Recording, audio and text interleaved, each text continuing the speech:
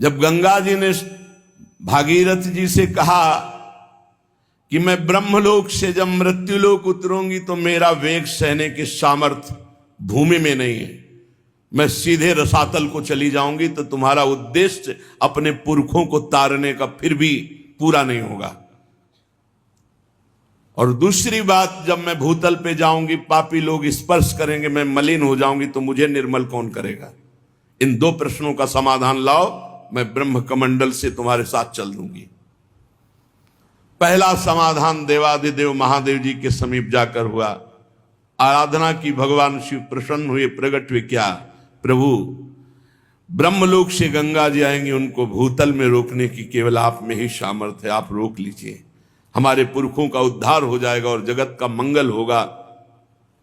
दूसरी बात, विचार के द्वारा दूसरे प्रश्न का हल हुआ और गंगा जी से कहा शिव रोकेंगे, तो गंगा जी ने सोचा कि कैसे हमारे वेग को शिव रोकेंगे। दूसरे प्रश्न का समाधान भगीरथ जी ने कहा, हमारे देश के पावन जो भजनानंदी प्रेमी महात्मा है, भगवत प्राप्त हो, जब स्पर्श करेंगे तो आप निष्पाप हो जाएंगी। समाधान दोनों प्रश्नों का हुआ। गंगा जी बड़े वेग से चली। भगवान शिव नेत्रों से भी गंगा जी को रोक सकते थे, संकल्प से रोक सकते थे, लेकिन भगवान श्री हरि का चरणोदक है तो जटा खोल दिया।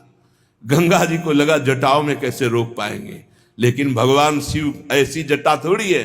जटा कटा संभ्रमम भ्रमम विलंब निर्झरी विलोलवी चिवल्लरी विराजमान मूर्धनी।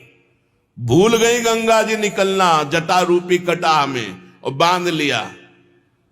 भगीरथ ने कहा प्रभु, हमारा उद्देश्य तो फिर एक जटा खोली जिससे 3 धाराएं, अलकनंदा आकाश गंगा, देव गंगा, मंदाकिनी पाताल गंगा और भागीरथी गंगा मृत्युलोक में।